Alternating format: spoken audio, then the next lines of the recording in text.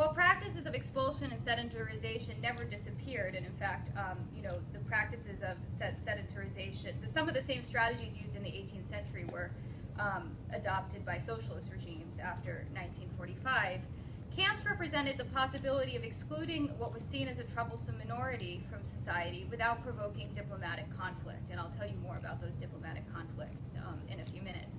They also promised to immobilize and discipline a population that was seen as disruptive and resistant to state authority. Okay, to backtrack a bit.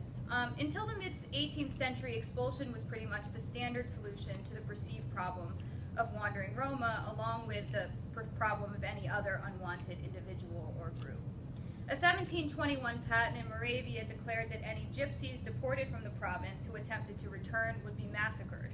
Signs depicting the violent fate that awaited a gypsy who dared to return were often posted on communal frontiers under the assumption that the population was illiterate. They used these so-called Schrecktafel to illustrate as a warning, basically. In the latter half of the 18th century, Austria's enlightened emperors abandoned such practices in favor of measures intended to forcibly assimilate Roma through settlement, compulsory labor, and military service. In 1773, Maria Theresa went so far as to ban marriages between Roma and ordered that children older than 5 be taken from their parents and placed in foster homes. Joseph II continued these efforts, although these laws often were not enforced. Before the late 18th century, the term gypsy was often used, Zigeuner in German, was often used to describe anyone with a nomadic lifestyle, including vagabonds, travelers, and beggars. But in the early 19th century, Austro-Hungarian ethnologists, linguists, composers, artists, and civil servants began to increasingly characterize Roma as a racial group, borrowing tropes commonly used by Europeans to describe colonial subjects and other native populations. As the category was racialized, nomadism and criminality were increasingly treated as essential attributes.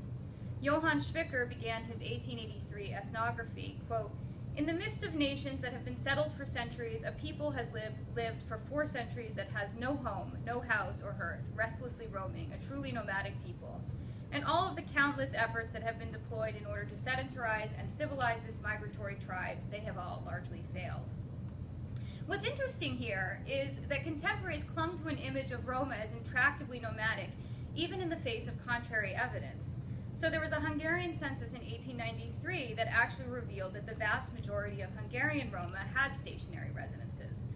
Out of an estimated 274,900 Roma in the kingdom, 243,432 were settled. Another 20,406 were labeled semi-nomadic, and census takers counted only 8,939 so-called wandering gypsies. Now, of course, you have to take all of these numbers with a grain of salt, but the evidence suggested that most Roma in Hungary were sedentary. The authors of the census nonetheless insisted that gypsies had a natural urge to roam, comparing them to migrating animals. Efforts to define and characterize gypsies as a racial group proliferated at the same time that other nationalist movements in the Habsburg Empire were themselves consolidating more rigid definitions of national belonging based on language, descent, and physical characteristics.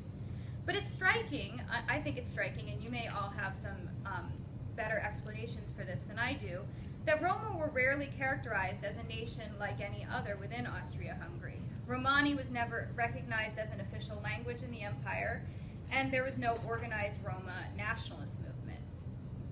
In this period. Many ethnologists instead emphasize fundamental differences between Roma and the Habsburg monarchy's other national communities. An 1869 essay on the characteristics of the gypsy, that was the title, described Roma as, quote, "the most highly contented nationality of Hungary," and I'm going to quote at length. "Although they account for 150,000 souls here, a respectable number, they entertain no national desires, have no fear of the rape or destruction of their nationality. The cultural drive that is so powerful among the other nationalities and is constantly providing new nourishment to the dissatisfied is also totally foreign to them. If the gypsy is able to eat and drink until he is full, if he can lay in the sun and watch the serene sky, his greatest goal has been achieved. He is completely happy and content." The Austro-Hungarian monarchy in word and picture is also known as the Kronprinzenwerk, included two ethnographic articles on gypsies, one in the volume on Bukovina by Dan Demeter, and another in the sixth and final volume on Hungary, authored by the Habsburg Archduke Joseph of Hungary.